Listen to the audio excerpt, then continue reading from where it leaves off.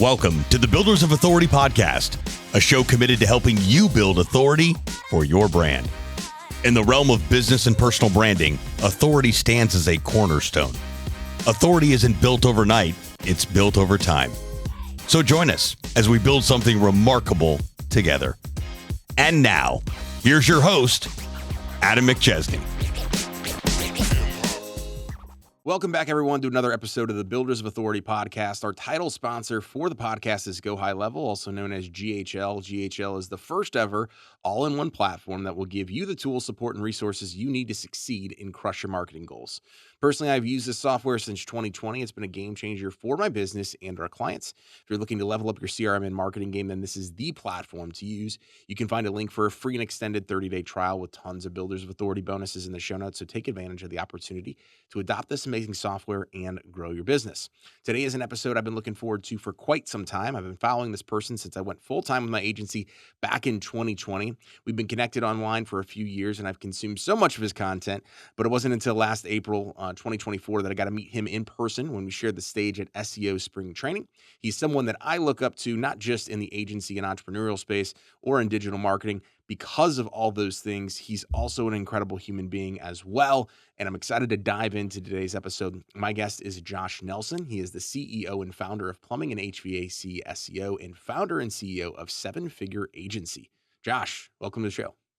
Oh man, what an introduction. Thank you. So glad to be here and so glad to connect with you further. Yeah, so excited for today's episode. So tell people, I know you got a couple different things going on, but tell people kind of how you got started in the entrepreneurial space and then how you've grown since then. Yeah, so it started right out of high school. Decided I was going to start a web design and hosting company. Launched it out of high school, beat my head against the wall, made no money, failed, had to shut it down, went and got a regular job for several years, but was always a student of the game, right? Reading those books we all read, Rich Dad, Poor Dad, Secrets of the Millionaire Mind, The E-Myth Revisited, and decided, all right, I'm going to give this shot again. Started my next agency, Click Incorporated, which quickly became Plumbing and HVAC SEO. That time, I had a different model, I had a different approach. We grew to seven figures in about 2 years. Now we're currently doing about $7 million per year in the plumbing and HVAC agency. And we also run Seven Figure Agency, which is our coaching and mentorship program specifically for digital marketing agencies looking to grow and scale. Love it. So I heard right out of high school, failed, had to shut it down, all that stuff, went and got a job, and then obviously started again. What was the transition like going to get that job? And then what were some things that you learned doing it now a second time? Oh, yeah. So the transition was painful, because, when you start a business, regardless of how young you are, how bad it's performing, you want it to work, right? And you as an entrepreneur, getting a job is like the worst possible outcome. But just financially, I had to do it. I was getting married to my wife. We've been married now 20 plus years, which is wild. But the time we were getting married, I needed to be able to pay for the house and actually live a decent life. And so I went out and got a job, but I had a commute. And so during that commute, I would listen to audiobooks. I don't know you, audible.com was my favorite app. Listened to literally hundreds and hundreds of books.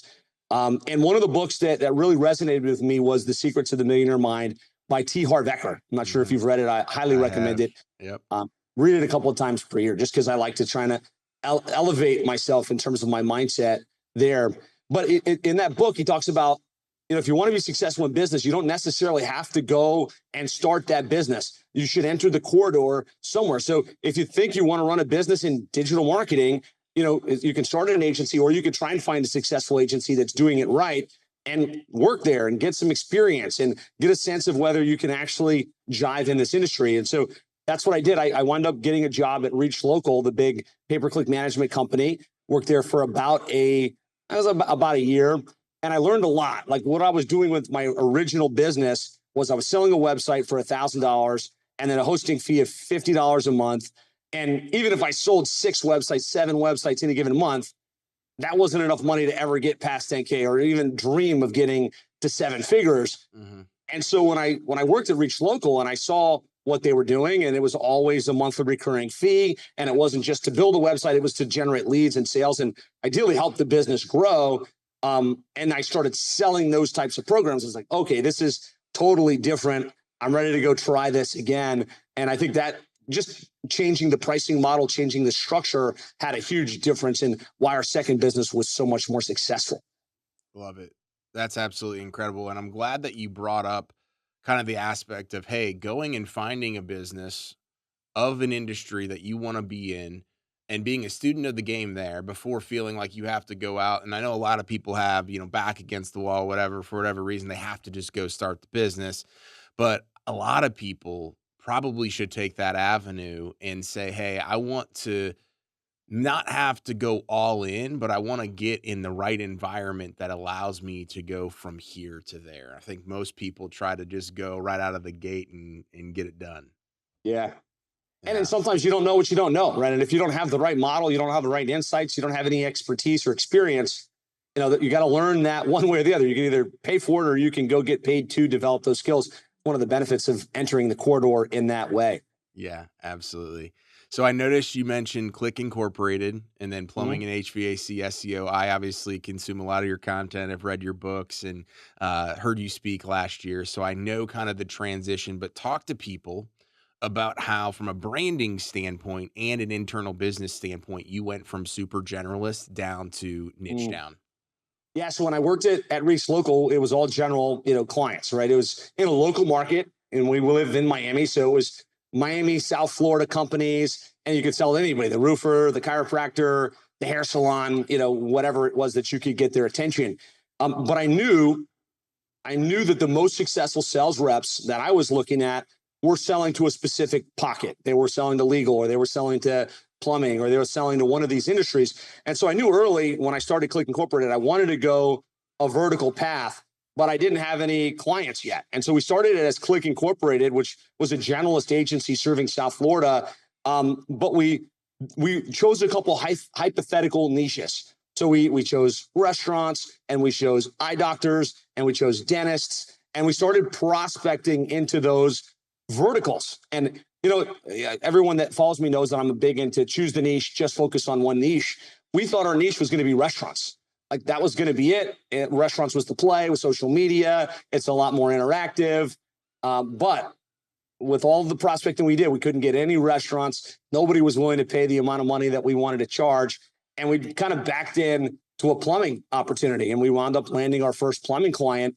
And even my business partner, Dean, and I had a conversation. We're like, hey, don't worry. Like, we've got this plumbing opportunity here. We're still going to focus on restaurants, but let's take this. We got to pay some bills. Right. And we got that client. We got him great results. And he referred us to somebody else. And it just started to become much clearer that this was the path of least resistance for us, was going to be the focus on the plumbing and ultimately plumbing and HVAC niche. That's awesome. And I think, like, a lot of times people, they're like freaking out. They're like, oh, I don't know what niche I want to be in and all those different things. Sometimes it just comes to you. Yeah. Right. But talk to us about some of the benefits from a scalability aspect. So whether you're a digital marketer or you're selling something, or you are a contractor, we have contractors that listen to this and they're like, hey, I work with anybody and everybody with a home or a roof. It's like, no, you don't. But talk to us a little bit about what the importance of that looks like. Yeah. So, I mean, from any business's perspective, the clearer you are on who you serve and, their customer avatar, their problems, their unique opportunities, the better your marketing messaging can be, the better the program or the offer that you can develop that's going to match with that particular industry. From an agency's perspective, when you can say, hey, I specialize in working with roofing contractors and I've got a proven result, and these are the other roofing companies I've generated outcomes for, you become magnetically attractive, right? And that's what we all want. We want clients to come to us, and people will pay a premium to work with the expert in their type of business. But that's only on the marketing side. Really, the true benefit comes on the delivery side, because when you're working with a plumber one day, a roofer the next day, an AC company the next day, you're reinventing the wheel for every client. It takes a lot of creative energy, and you can never get to the place where you've got a proven, I know this industry, I know these are the keywords, I know this is how we set it up, and you can really iterate and get better. And so from my perspective, yes, it's great from a marketing and attractiveness perspective, but it's even better from a delivery perspective, systemization perspective, ability to put a team in place to execute and scale your operations. Yeah. And I couldn't agree with you more. And so I literally told you when I saw you at SEO Spring Training back in April. I'm like, man, if I would have actually listened to your content, like not just just saw it and said, wow, he's clearly got something going on. If I would have done that when I first got started in my agency full time back in 2020, I would have been like, man, I read your book, The 7-Figure Roadmap, and I was like, oh my gosh, I read this recently, and I'm like, man, if I would have just had that in the beginning, it would have made so much more sense. Because when I got started, and so many people get started, is you're trying to run around and you're trying to do everything, right? You're wearing all the hats, you're trying to be everything to everybody. And then you realize like the hardest aspect, I think most digital marketers struggle with this, it doesn't matter how good you are at building the website, doesn't matter how good you are at doing the SEO. If you can't acquire clients and then serve those clients at a very, very high level based on what you sold, then you are going to struggle. And so it's easier from a relationship building standpoint and networking, as you mentioned, to really build a solid pipeline when you are so clear and everybody knows Adam is the digital marketer for X, Josh does plumbing and HVAC, and then scale it from there. 100%. Yeah. I mean, it's just, it's hard at the beginning, like you said, right? Because you don't have a handful of clients. You don't have that ceiling of experience. But if you can make that pivot early, you will really set yourself up for accelerated growth. Yeah, absolutely. So at what point did you guys start 7-Figure Agency in addition to running the agency? We started 7-Figure Agency about a year in. So, not a year in. Once we hit 7 figures, we were in a bunch of the local meetups and the local marketing groups and communities. And people were coming to us and saying, hey, like, how did you grow the agency so quickly? What are you doing differently? Why can't I replicate that in my business? And so we said, hey, look, let's create 7-Figure Agency blueprint.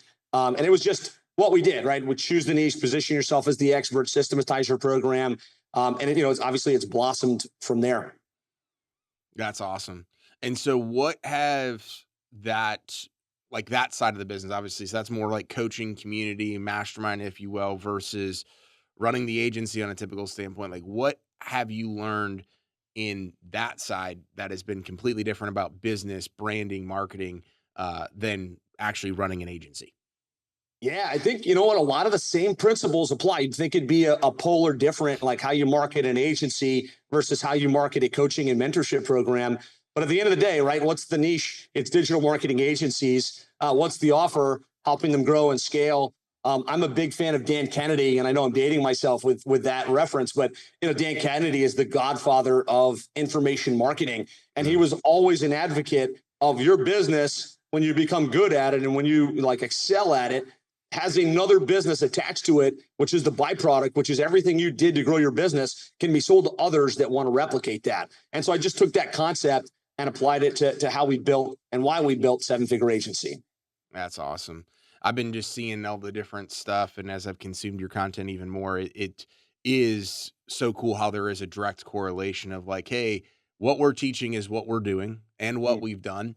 And I think what you guys have built, it's so admirable and incredible because so often, and I've been in so many of these programs where people are teaching stuff they haven't done or they're not actively doing it. And there's all of those different things. And it's refreshing to see kind of you guys living out, but now going and helping the previous version of where you guys were at. And I know it's kind of cliche, but you were best able to serve and help the person or the business that you once were. But that's where I've learned and consumed the best stuff, is learning from somebody that's actually done it.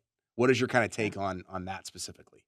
100%. I think you want to learn from someone that's done what you're looking to do, that's been down that track.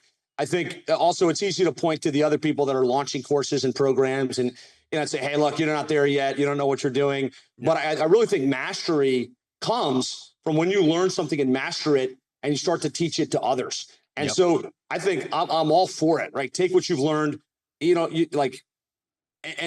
teach others. Just don't try and make things up. I think that's where people get in trouble. They start to say, oh, this is the way to grow an agency or how to deliver results when they haven't done it, or they read somewhere that this might be the right way to do it. I think as long as you're doing that from a place of integrity, you're doing it from a place of this works for me, and that's why I'm showing you how to do it.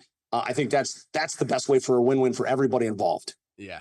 No, I couldn't agree more. It's just so funny. Like when I relaunched our agency back in October, I was getting a bunch of messages from people that were like, "Hey, like all the spam and the bots and the people that are cold DMing is like, hey, I can, be your marketing agency sales coach." And I'm like, I don't think you like read the posts at all. I've already done a multiple 7-figure agency. I'm restarting a new one, but Mm, it's just so funny how people are so quick to like try to go and not be somebody that they're not, but then they try to go do the cold DM, the outdated strategies where what you're teaching and what I'm a big believer of, obviously with building mm, authority, is just sharing content, creating a ton of content, which is kind of where I want to take the conversation here is yeah.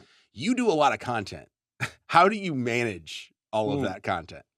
Yeah, so I love the name Builders of Authority because I think that's in any business today with AI the way that it's coming on strong with all of the competition in the marketplace. The best thing you can do in your business, in your brand, is to position yourself as the authority, as the expert. And the best way to do that is by putting out value added content, whether that's videos, webinars, trainings, books, etc. We do a lot of content. I believe that the best way to do it is through batching in advance. And so there's two key things that I kind of commit to every single month. I'm going to do one long form video, which is a webinar. I'm going to invite a bunch of people to it. I'm going to create unique, fresh content. So this isn't like a webinar where I'm doing a value stack and making an offer. It's literally, here's my latest and greatest information on this particular topic. And by doing it once a month, you're nurturing your database. And more importantly, you're forcing yourself with a hard date and time to create that long form content, right? And to kind of improve your thought leadership skills. The other thing would be to do one podcast episode at least every single month. And that's like what we're doing here, right? Interview somebody, ask them about what they've done, ask them about their expertise, and create value added content. But I also think in today's market, there's a place for short form content and there's a place for intentional video based content. And so if I try to do the amount of content that we load up every single day, just the consistency of that would be very, very hard. And so what I do is I do a long content block where I've got 6 hours blocked, usually 6 to 8 hours once a month. And during that one block, I've got undivided attention. I've got my setup ready to go. I've got my camera guy there, if I've got a camera guy involved. And I've already thought out, all right, these are the topics, these are the hooks, and I can crank it out. And then we can, the team can then grab that content and load it, syndicate it, populate it over time. That's been what's worked best for me. When I try to do it too frequently, too many things are going on, too many distractions, where a long content block, time block works really well. Yeah. Well, I implemented that earlier this year as we started doing multiple YouTube videos a week and multiple short form stuff. And it was like the thing that changed the game for me because I was sitting there like every day I was creating like a little piece. And then as I needed to create more content, I mean, it got to the point where I'm like, I'm teaching people how to create content. And yes, it's going well because it's getting out there and doing it, but I'm exhausted and I hate the idea of creating content, even though that I know that it works because it wasn't structured. So it's kind of just like treating it as something on your schedule that you just have to do and you have to set that time aside in order to make it happen. Yeah, and I will say your content is great. I've been watching your videos, and Appreciate it. you're doing fantastic and consistent work. So well done. I appreciate it. I appreciate it. So talk to us a little bit about 7-Figure Agency, because I know we have quite a few digital marketers that listen to this podcast. What are all the things that you guys offer and how do you help agencies and where do agencies fall at from a revenue standpoint when they're working with you guys? Yeah, so the 7-Figure Agency ultimately it's a coaching and mentorship program. It started as a course, right, which was here's how we built our agency with how we land clients, how we deliver the results, what we do to retain clients, how we built our SOPs and procedures, and quickly realized course is great, but people need additional support. They need additional mentorship. They need live engagement, and really that's what moves things forward. And so what it is we get together live and in person 3 times per year in Miami for what we call intensives. Those are 2-day events. And then we get together on Zoom, multiple times throughout a week. And we're just constantly leveling up. I don't want to get into like all the details and bore the audience, but it's a community of agencies all doing 6 figures, 7 figures, multiple 7 figures, sharing ideas, supporting each other, helping to move things forward in their businesses and lives. That's incredible. Yeah, I've seen picture. I got to get out to an event, but I've seen Yeah, I'd love pictures. to have you. That'd be amazing. I've seen a ton of stuff that you guys have going on, and it's really about, because I've been to a ton of different marketing events, but you can see something different from the way people talk about the event. They talk about the community, just how many people are there as well. Like events, Mm, especially masterminds right now, they're tough to fill up and they're tough to do. Last year was a crazy year, but like there was so much content all over social media of just raving fans of people being there and being active in the community. So that's absolutely incredible. What are you kind of heading into 2025, right? Whether it's on the agency side or seven figure agency, what are you most excited about for the future of your businesses? Well, so like we're very mission based. So like when we started Seven Figure Agency, our mission was to help 100 agencies get to seven figures, Mm, and that was a big, hairy, audacious, crazy goal.